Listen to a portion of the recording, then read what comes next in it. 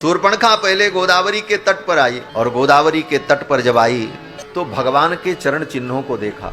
वो गोदावरी के तट पर जो कीचड़ था, पंक था, उसमें भगवान के चरण चिन्ह बन गए थे, क्योंकि राम जी तो जंगल में नंगे पांव ही भ्रमण करते थे। बिनु पग पनही धरि मुनि बेश फिरहि बन बनही, पनही तो थी नहीं। भगवान के चरण चिन्ह उस कीचड़ में अंकित थे और ताजे ताजे अभी कुछ देर पहले अभी सूखे नहीं थे।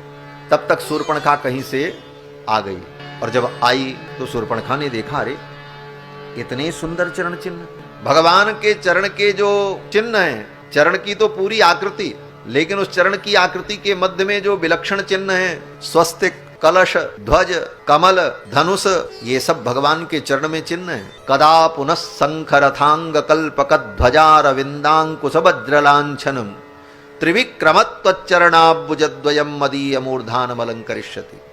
भगवान के चरण के ये सब दिव्य चिन्ह, उन चिन्हों को जब शूर्पणखा ने देखा तो शूर्पणखा सोचने लगी, जिसके चरण का तलुआ इतना सुंदर है,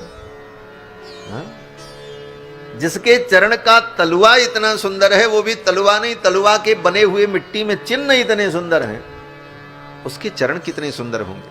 और जिसका चरण इतना सुंदर होगा उसका कर कमल कितना सुंदर होगा, और जिसके कर कमल ऐसे विलक्षण होंगे उसका मुख कमल कितना सुंदर होगा। ऐसे मनोहर पुरुष का मैं दर्शन करूं, ये भावना समुद्भूत हुई शूर्पणखा के अंदर, ऐसे नहीं गई थी और भगवान का दर्शन करने के लिए चल पड़ी। देखो कुछ भी हो, शूर्पणखा की इस भावना का हम आदर करते, उसकी भावना का हम आदर करते हैं महाराज। और हमने ही नहीं, श्रीमद् भागवत पढ़ लेना, गोपियों ने भ्रमर गीत में बड़े ही सम्मान से शूर्पणखा का स्मरण किया है, बड़े ही सम्मान से। भगवान कृष्ण की चर्चा करती हुई गोपियां उद्धव से कहती हैं, उद्धव जिस कृष्ण की तुम बात कर रहे हो वो तुम्हारा कृष्ण बहुत बड़ा छलिया है, बहुत बड़ा धोखेबाज है, और वो तुम्हारा कृष्ण, वो तो कभी स्त्रियों की भावना को समझ नहीं सकता, वो तो प्रेम करना जानता ही नहीं। और इतना कहते हुए गोपियों ने कहा, उद्धव तुम उसको आज से जानते हो, मैं तो उसको जन्मांतर से जानती हूं, कहो तो 2-4 जन्म का वृत्तांत मैं सुनाऊं। उद्धव ने कहा सुनाओ। तो गोपी ने कहा, पिछले जन्म में ये राम बना था और बेचारी शूर्पणखा, आहा बड़े प्रेम से आई थी, बड़े ही आदर से शूर्पणखा का स्मरण किया है गोपियों ने। गोपियों ने कहा, बेचारी शूर्पणखा कितने भाव से आई थी, इनके रूप को देख करके मुग्ध हो गई, और इन बाबू साहेब ने क्या किया, बोले उसका नाक कान काट लिया। ये कौन सा न्याय था? स्त्री कृत विरूपाम, उस स्त्री को विरूप बना दिया, उसको कुरूप बना दिया। इस भाव से गोपियों ने क्यों स्मरण किया? क्योंकि कुछ भी हो, शूर्पणखा भगवान के रूप सौंदर्य को देख करके मुग्ध हो गए, और ये स्वाभाविक है, ये कोई दोष नहीं है। जब दंडकारण्य के मुनि महात्मा भगवान के सौंदर्य को देख करके मुग्ध हो गए तो ये राक्षसी है, और भगवान को देख करके मुग्ध हो जाना ये कोई अपराध नहीं। शूर्पणखा भगवान के चरण चिन्ह को देख करके चल पड़े। देखो एक प्रश्न है यहां पर कि निर्मल मन जन सो मोहि पावा, मोहि कपट छल छिद्र न भावा। भगवान को निर्बल व्यक्ति प्राप्त कर पाता है, लेकिन ये शूर्पणखा भगवान के सम्मुख कैसे पहुंच गई, इसको भगवान का दर्शन कैसे सुलभ हो गया? तो आचार्य जन कहते हैं कि इसने भगवान के चरण का आश्रय लिया, चरण चिन्हों को देखकर उसी चरण चिन्हों को देखती देखती चल पड़ी और भगवान के पास पहुंच गई। भगवान के चरणों का आश्रय लेकर के भगवान को प्राप्त किया जा सकता है। शूर्पणखा भी भगवान के चरण चिन्हों को देखकर और भगवान के सम्मुख पहुंच गई। जब पहुंची तो भगवान के रूप सौंदर्य को देख करके मुग्ध हो गई, और उसने सुंदर स्त्री का वेश बनाया और भगवान के सम्मुख जाकर के कहती है, प्रभु आपके जैसा पुरुष दुनिया में नहीं और मेरी जैसी दुनिया में नारी नहीं, आप तो मुझसे ब्याह कर लो। हाँ, तुम सम पुरुष न मोर सम नारी। तुम सम पुरुष नमो सम नारी, यह संयोग विधि रचा विचारी, यह संयोग विधि रचा विचारी। मम अनुरूप पुरुष जग माही, मम अनुरूप पुरुष जग माही, देखो खोज लोक त्यों नाहि, देखो खोज लोक त्यों नाहि। तुम सम पुरुष नमो सम नारी, तुम सम पुरुष नमो सम नारी। शूर्पणखा ने कहा आपके जैसा पुरुष नहीं और मेरी जैसी दुनिया में नारी नहीं, ये जोड़ी बहुत बढ़िया बनेगी। और शूर्पणखा ने सही कहा, भगवान के जैसा कोई पुरुष हो ही नहीं सकता। भगवान के समान तो भगवान ही हो सकते हैं। रघुबर छवि के समान रघुबर मुख बनिया, ठुमक चलत रामचंद्र बाजत पैजनिया। भगवान के समान तो भगवान ही हो सकते। और शूर्पणखा ने जो ये कहा मौसम नारी, मेरे समान नारी नहीं, तो सच्ची बात है शूर्पणखा जैसी निर्लज्ज नारी तो नहीं हो सकती, जो कि इस प्रकार जाकर के स्वयं अपने प्रणय का निवेदन करे पहुंच गई और जाकर के कहा आप मुझसे ब्याह कर लो, बड़े सुंदर हो। वाल्मीकि जी को हंसी आ गई। वाल्मीकि जी ने कहा देखो, विवाह तो अपने समान गुण धर्म वाले से होता है, वय की समानता हो, रूप की समानता हो, कुल की समानता हो, गुणों की समानता हो, तब न विवाह हो।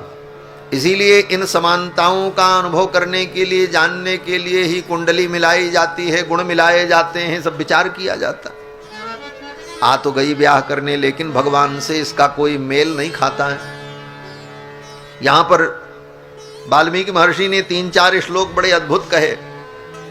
वाल्मीकि जी कहते हैं, दोनों की तुलना कर रहे हैं। सुमुखम दुर्मुखी राम, राम जी कैसे हैं? बोले सुमुखम, राम जी का मुखमंडल बहुत सुंदर है। और ये बोले दुर्मुखी, इसका मुख बड़ा भयानक है। वो ऊपर से लीपा पोती करके आई थी, हाँ लीपा पोती करके आई थी, उसकी कुरूपता जो है वो दिख नहीं रही थी। क्योंकि श्रृंगार जो होता है ना, श्रृंगार का मुख्य प्रयोजन ही होता है कुरूपता को ढकना। जो स्वयं सुंदर है उसको श्रृंगार की कोई जरूरत ही नहीं होती। श्रृंगार की जरूरत उसी को होती है जो कुरूप होता है। और श्रृंगार का प्रयोजन क्या है? बोले कुरूपता को ढकना। काले हैं तो पाउडर लगा लिया, सफेद हो गए। तो ऐसे ही शूर्पणखा सज धज करके आई थी, लेकिन उसका वास्तविक रूप तो महर्षि को दिख रहा है। महर्षि वाल्मीकि कहते हैं दुर्मुखी, सुमुखम दुर्मुखी राम, भगवान तो सुमुख हैं, सुंदर मुख। और ये दुर्मुखी रामम वृत्त मध्यम महोदरी। और राम जी कैसे हैं? बोले वृत्त मध्यम, राम जी की कमर बहुत पतली है। वृत्त मध्यम, मध्यम माने ये कमर का भाग जो है ये पतला है, सिंह के समान कटी, जैसे सिंह की कमर पतली होती है। नरसिंह है भगवान रघुनाथ। तो कहते हैं वृत्त मध्यम। और ये कैसी है? बोले महोदरी, नगाड़ा के समान पेट लिए आ गई, मोटी तगड़ी। हाँ, राम जी से ब्याह करने आई। राम जी वृत्त मध्यम और ये महोदरी। फिर वाल्मीकि जी कहते हैं विशालाक्षम विरूपाक्षी, राम जी के नेत्र बड़े विशाल और सुंदर है। विशालाक्षम, भगवान के नेत्रों का जब वर्णन होता है श्री आलवंदार स्तोत्र में, यामुनाचार्य स्वामी जी कहते हैं कर्णांतलोलेक्षणम मुग्धस्मेर मनोहरादर दलम मुक्ता किरीटोज्ज्वलम। ऐसे भगवान के सुंदर नेत्र, मोहन के अति नयन नुकीले, निकसे जात पार हियरा के सरसीले गर्भीले, ना जानो बेधन अनियत की तीन लोक ते न्यारी, ज्यों ज्यों छिदत मिठास हिये में सुख लागत अति भारी। ऐसे नेत्र भगवान के कवियों ने वर्णन किया। ललित किशोरी जी का पद है। ललित किशोरी जी भगवान के जब नेत्र का वर्णन करते हैं तो कहते हैं, ललित किशोरी जखम जिगर पर नौनपुरी बुरकाता है, देखो री ये नंद का छोरा बरछी मारे जाता है। भगवान के नेत्र की छटा का वर्णन भक्तों ने जो किया, तो ऐसे भगवान के सुंदर नेत्र विशालाक्षम। और ये कैसी है? बोले विरूपाक्षी, बिल्ली जैसी आंख वाली। जैसे बिल्ली की आंख में रेडियम चमकता है रात में, ऐसे ही राक्षसी की आंख।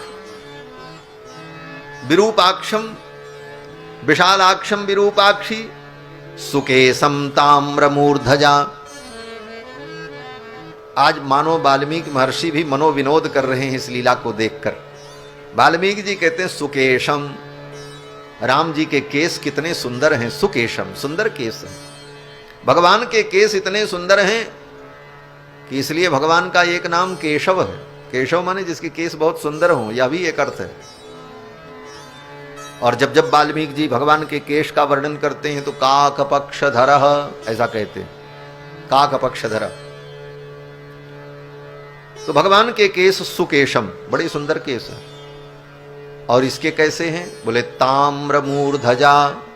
ताम्रमूर्धजा, तांबे के रंग के, जैसे तांबा लाल लाल होता है उसी प्रकार ताम्रमूर्धजा।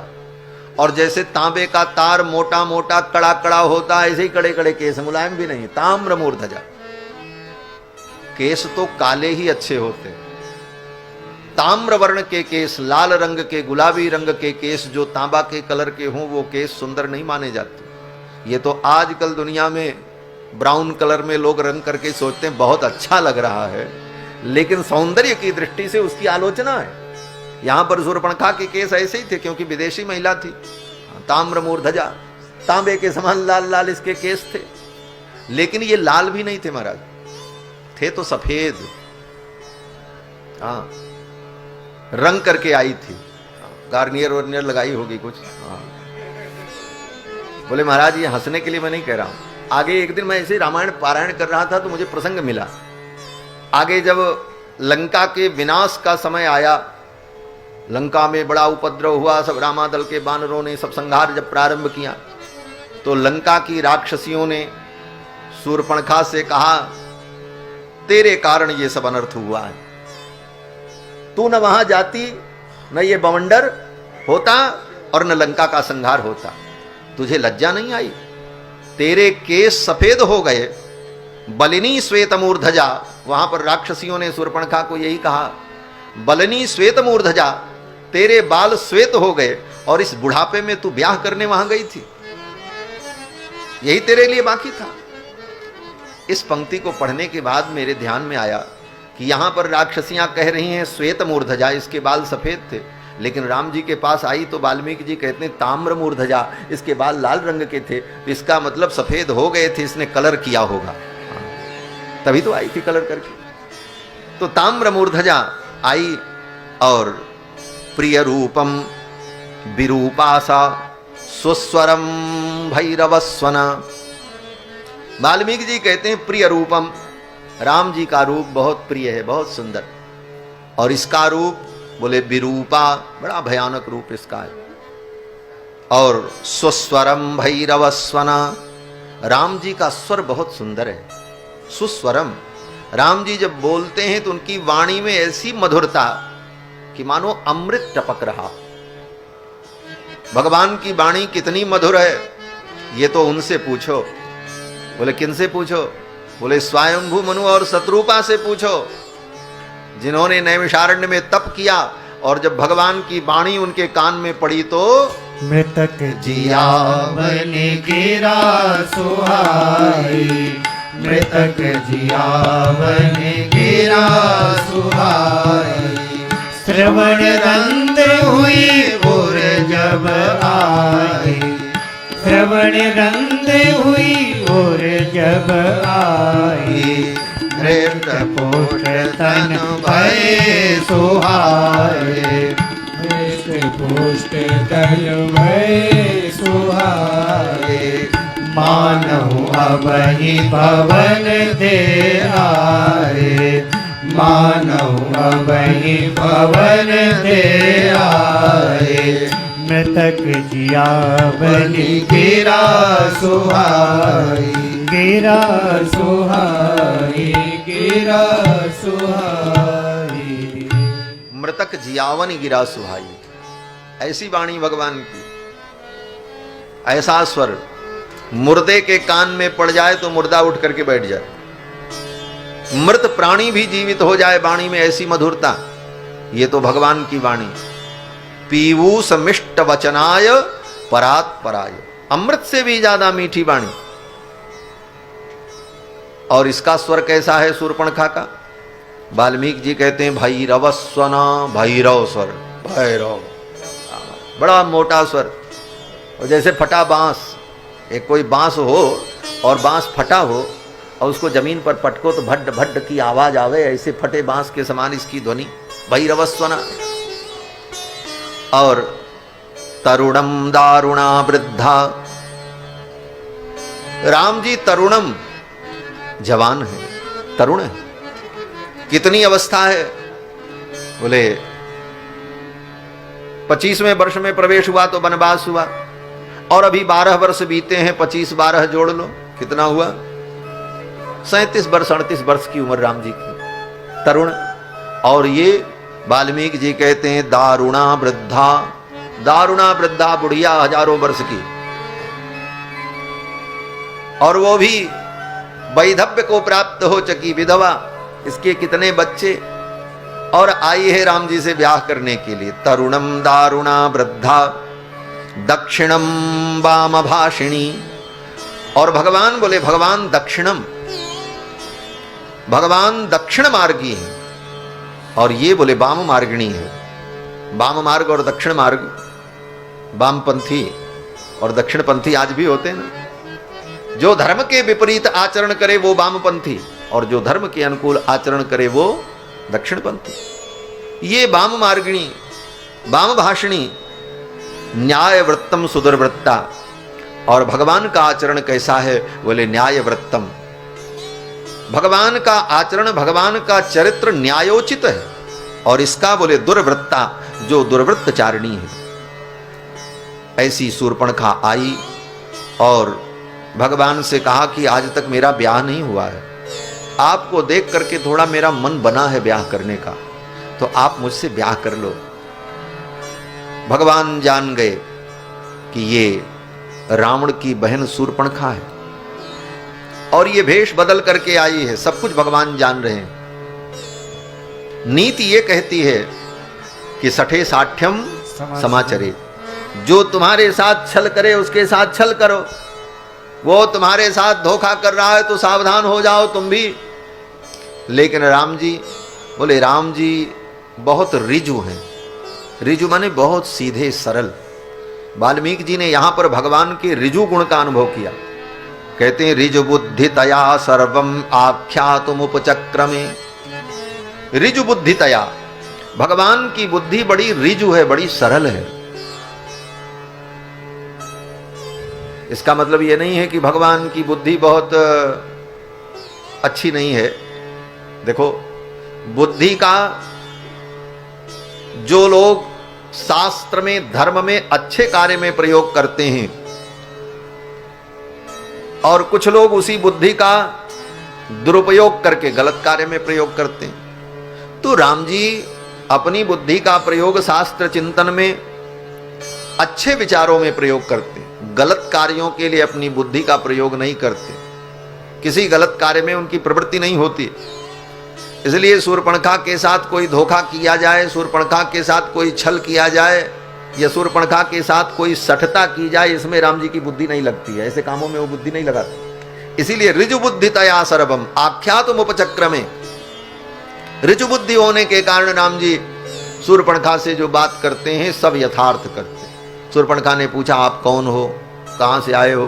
तो राम जी ने कुछ नहीं छिपाया, यथावत सब कुछ बताया। सर्वम आख्यातुम उपचक्रमे। और कहा कि आसीत दशरथो नाम राजा त्रिदिश विक्रमः। अयोध्या के राजा महाराज दशरथ, जिनको सारी त्रिलोकी जानती है, मैं उनका पुत्र हूं। ये मेरे भाई लक्ष्मण हैं, ये मेरी पत्नी सीता हैं, और पिता के वचन को सत्य करने के लिए हम वन में आए हैं। सर्वम आख्यातुम उपचक्रमे, सब कुछ कह दिया, कुछ नहीं छिपाया। लेकिन शूर्पणखा तो अपने विषय में सही नहीं बताई, वो तो झूठ ही बोल रही थी। तब शूर्पणखा ने कहा, आप मुझसे ब्याह कर लो। राम जी ने कहा, देखो ये मेरी पत्नी सीता हैं, और इन्हें छोड़ करके मैं किसी और से ब्याह नहीं कर सकता। अगर तुम्हें ब्याह करना है तो मेरे अनुज लक्ष्मण हैं, इनसे पूछ लो। कृतदारोस्मि भवती भार्येयं दयिता मम। भगवान ने कहा मैं तो कृतदार हूं, मेरी पत्नी मेरे साथ है। लक्ष्मण से पूछ लो, अगर लक्ष्मण करना चाहें तो उनसे ब्याह कर लो। तो इसके पहले शूर्पणखा ने भगवान से यह भी कहा था कि हे राम, तुम मुझसे विवाह कर लो और इन सीता को छोड़ दो। और अगर चिंता है कि इनको छोड़ दोगे कहां जाएंगी, तो चिंता मत करो, इनको तो मैं खा जाऊंगी, इनका तो मैं बाल भोग कर लूंगी, इसका टेंशन आपको नहीं होगा। अनेन सहते भ्रात्रा भक्षयिष्यामि मानुषीम। शूर्पणखा ने कहा कि आप मुझसे ब्याह जरूर करो। अगर आपके मन में डर है कि ये भाई लक्ष्मण क्या कहेंगे, तो इसकी भी चिंता मत करो, इनको भी मैं खा जाऊंगी। तब भगवान ने कहा ऐसी पत्नी आते ही जो घर के आदमियों को खाना शुरू करे, भाई को खा जाए, माई को खा जाए, बाप को खा जाए, बोले ऐसी बहू तो घर में ना आवे तभी अच्छा। और जो शूर्पणखा की स्थिति थी, शूर्पणखा कहती मैं इन सब को खा जाऊंगी, केवल हम और तुम रहेंगे और कोई नहीं रहेगा। न तुम्हारा भाई रहे, न तुम्हारा बाप रहे, न तुम्हारी माई रहे, हम तुम केवल रहें, बस सुख भोगें। बोले ऐसी सोच जिस स्त्री की हो वो शूर्पणखा ही होगी। समझ ले, आते ही पति को उसके भाई से, उसके परिवार से अलग कर देना, यह बुद्धि अगर आई तो वो शूर्पणखा है महाराज। वो कलयुग की शूर्पणखा है जो परिवार नाम की संस्था को ही विनष्ट कर देगी और फिर जीवन में स्वयं दुख पाती है, और जो लोग उसके कारण दुखी होते हैं वो तो अलग विषय है। शूर्पणखा ने कहा इन सबको मैं खा जाऊंगी। फिर भी भगवान कुछ नहीं बोले। भगवान ने सोचा चलो ये राक्षसी है, इसकी प्रवृत्ति ऐसी है, राक्षस लोग ऐसे ही बोलते हैं, ऐसा काम भी करते हैं, इसलिए कोई बड़ी बात नहीं है। इसलिए भगवान ने कहा देखो मेरे भाई लक्ष्मण से विवाह अगर कर लो, एनम भज विशालाक्षी भरतारम भ्रातरम मम। मेरे भाई को अपना पति बना लो। अब वो तो लक्ष्मण जी के पास आ गई, तुरंत उसने अपना निर्णय बदल दिया। लक्ष्मण जी के पास आई और आकर के कहा आप मुझसे शादी कर लो। उसको राम जी से प्रेम नहीं था, उसको तो ब्याह करना था बस। वो तो कामातुरा थी, और कामातुर व्यक्ति को लज्जा तो होती नहीं। कामातुराणाम न भयम न लज्जा।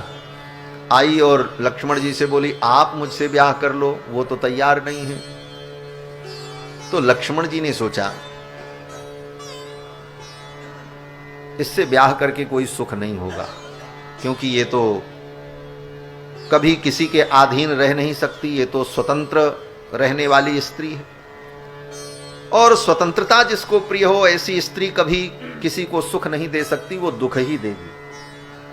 इसलिए लक्ष्मण जी ने कहा देखो मैंने तुम्हारे स्वभाव को जान लिया, तुम स्वतंत्र रहने वाली हो, परतंत्रता तुम स्वीकार कर नहीं सकती, और मुझसे अगर ब्याह करोगी तो तुमको कभी स्वतंत्रता नहीं मिलेगी। क्यों? बोले मैं तो पहले से ही इनका दास हूं, मैं तो स्वयं परतंत्र हूं, और फिर तुम मेरी दासी बनोगी तो कथम दासस्य में दासी, मुझ दास की दासी बन करके कथम दासस्य में दासी भार्या भवितुमिच्छसि। मुझ दास की दासी बनना तुम क्यों चाहती हो? तुम्हें सुख नहीं होगा, इसलिए तुम तो इनकी दासी बनो, क्योंकि ये परम स्वतंत्र है, हम तो परतंत्र हैं। ये तो परम स्वतंत्र न सिर पर कोई, ये तो परम स्वतंत्र है। फिर चल पड़ी वहां से। चलते चलते शूर्पणखा ने कहा, उन्होंने तो मना कर दिया था, वो तो कहते हैं सीता मेरी पत्नी है। तो लक्ष्मण जी को हंसी आ गई, और लक्ष्मण जी ने शूर्पणखा से कहा नहीं नहीं जाओ, वो ब्याह करेंगे तुमसे। लक्ष्मण जी ने कहा जाओ ब्याह करेंगे। बोले वो जो पहले से है उसका क्या होगा? तो लक्ष्मण जी ने कहा कि एताम विरूपाम असितीम करालाम निर्णतोदरीम भार्याम वृद्धाम परित्यज्य त्वामेवै स भजिष्यति। लक्ष्मण जी ने कहा जाओ तो, उनकी जो भार्या सीता है ना, एताम विशालाक्षीम करालाम निर्णतोदरीम, जो बड़ी कराला हैं, निर्णतोदरी हैं, भार्याम वृद्धाम परित्यज्य, उन बूढ़ी पत्नी को, अपनी वृद्ध भार्या को त्याग करके, त्वामे वैव भजिष्यति, तुम्हारा ही भजन करेंगे, तुमसे ही ब्याह करेंगे, चिंता मत करो, तुम जाओ। ऐसा सिखा करके लक्ष्मण जी ने शूर्पणखा को फिर राम जी के पास भेज दिया। इस श्लोक पर भी आचार्यों ने चिंतन किया कि लक्ष्मण जी जानकी जी के विषय में ऐसा क्यों कहेंगे। जानकी जी तो वंदनीय है, पूजनीय है, और लक्ष्मण जी कहते हैं एताम विरूपाम, सीता जी के लिए एताम विरूपाम, इस विरूपा सीता को, विरूपा का मतलब जिसका रूप ठीक नहीं है, तो एताम विरूपाम असतीम, जो सती नहीं है, करालाम, जो बड़ी भयंकर हैं, निर्णतोदरीम, जिनका उदर स्त्रियों का जैसा उदर होना चाहिए वैसा नहीं है, भार्याम वृद्धाम, ऐसी जो बूढ़ी भार्या हैं, वृद्ध भार्या हैं, परित्यज्य, उनको छोड़ करके, त्वामे वैव भजिष्यति, तुम्हारा ही भजन करेंगे, तुमको ही स्वीकार करेंगे, इसलिए जाओ। अब लक्ष्मण जी सीता जी के विषय में इन वचनों को कहें तो टीकाकार विद्वानों ने, गोविंदराज स्वामी जी ने इसका विलक्षण अर्थ किया। लक्ष्मण जी जो कह रहे हैं, लक्ष्मण जी का भाव दूसरा है, लेकिन शूर्पणखा कुछ दूसरा समझ रही है। लक्ष्मण जी का भाव क्या है? बोले लक्ष्मण जी कहते हैं एताम विरूपाम। अब दूसरा अर्थ करते हैं, एताम विरूपाम, ये जो सीता हैं कैसी हैं? बोले विरूपाम, विरूपाम माने विशिष्ट रूप संपन्नाम, जो परम सुंदरी हैं, इनके जैसा सुंदर कोई हो नहीं सकता। विरूपाम असतीम, असतीम का मतलब जिनके समान दुनिया में कोई सती हो नहीं सकती। क्यों? बोले सती भी इनके समान नहीं हो सकती सती। बोले क्यों? कहते हैं सती जी परम पतिव्रता हैं, जिन सती की कृपा से नारियों को पातिव्रत धर्म में सिद्धि की प्राप्ति होती है, जिन सती के चरण की पूजा करके स्त्रियां पातिव्रत धर्म के पथ पर चलती हैं, वह सती भी परपत्नी सीता का रूप धारण करती हैं लीला में, लेकिन सीता जी तो रूप भी कभी नहीं धारण करती। इसलिए असतीम, इनसे बड़ी सती कौन हो सकता? असतीम, ये तो सर्वश्रेष्ठ सती है। करालाम, जो साक्षात कालरात्रि के समान है, उद्भव स्थित संहार कारिणीम करालाम, निर्णतोदरीम, जिनका उदर ऐसा विलक्षण है कि संपूर्ण सृष्टि को अपने उदर में समाहित करने वाली उद्भव स्थित संहार कारिणी है। और भार्याम वृद्धाम, अब वृद्धाम का क्या अर्थ करेंगे? तो वृद्धाम का अर्थ गोविंदराज स्वामी जी कहते हैं कि लक्ष्मण जी महाराज मानो कहना चाहते हैं कि ये सीता जी आज की नहीं है, इनकी ये उम्र जो दिखाई पड़ रही है 24-25 वर्ष, ये तो अवतार लीला है, ये अनादि काल की हैं, आज की नहीं है। ये भी अनादि हैं और ये भी अनादि हैं, ये दिव्य दंपति दोनों अनादि हैं। वृद्धाम, बहुत वृद्ध हैं, आज की नहीं, वृद्धाम, ऐसी भार्या को विरूपाम असतीम करालाम निर्णतोदरीम भार्याम वृद्धाम परित्यज्य। अब यहां पर वो है काकू, काकू का मतलब होता है स्वर भेद से अर्थ भेद जिसको होता है वो काकू कहते हैं। जैसे कोई व्यक्ति जा रहा हो तो एक ही वाक्य बोला जाएगा, जा रहे हैं, तो जा रहे हैं का मतलब आप ये बता रहे हैं कि वो जा रहे हैं। लेकिन कोई जा रहा हो, आप कहिए जा रहे हैं, इसका मतलब आप पूछ रहे हैं, उसका अर्थ हो जाएगा पूछना, शब्द वही है, लेकिन स्वर के भेद से, काकू के भेद से अर्थ भेद होता है। आप कहे कि चले गए, तो चले गए का मतलब वो चले गए, और उसी को आप दूसरे स्वर में बोलिए चले गए, इसका मतलब आप पूछ रहे हैं चले गए कि नहीं चले गए, अभी आए कि चले गए, तो वह प्रश्नवाचक बन जाता है। तो उसी प्रकार यहां पर भगत लक्ष्मण जी महाराज कहते हैं कि वृद्धाम भार्याम परित्यज्य, त्वामेव ही भजिष्यति, ऐसी अपनी पत्नी को छोड़ करके तुमसे ब्याह करेंगे, कदापि नहीं करेंगे। ये तात्पर्य लक्ष्मण जी का है। लक्ष्मण जी मानो कहना चाहते हैं ऐसी सुंदर पत्नी सीता को छोड़कर राम तुम्हारा वर्ण करेंगे, कभी नहीं वर्ण करेंगे। ये तो लक्ष्मण जी का कथ्य है और यही तथ्य है। लेकिन शूर्पणखा को कुछ दूसरा ही समझ में आया। उसको लगा कि लक्ष्मण जी कह रहे हैं जाओ जाओ, वो तुमसे ब्याह कर लेंगे। आई और आकर के शूर्पणखा ने कहा, इमाम विरूपाम असतीम करालाम निर्णतोदरीम विद्या वृद्धाम भार्याम अवष्टभ्य नमाम तोम बहुमन्य से।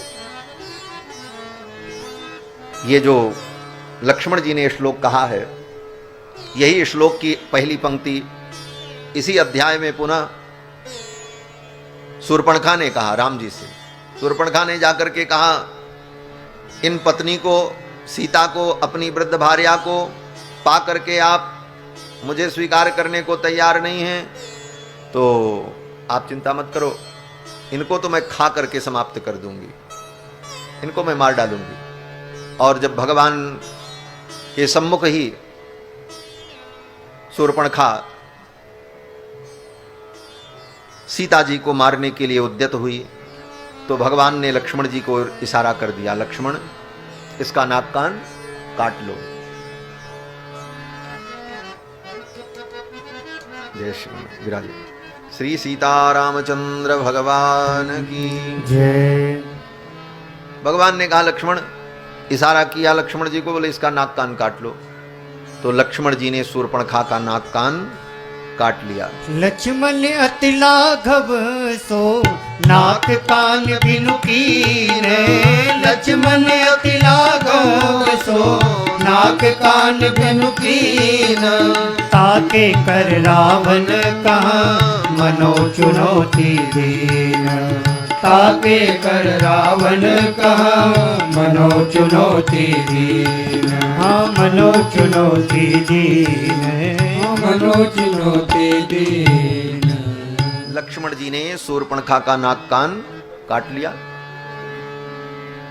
ऊपर पधार जाएं। श्री सीतारामचंद्र भगवान की जय। दो बार।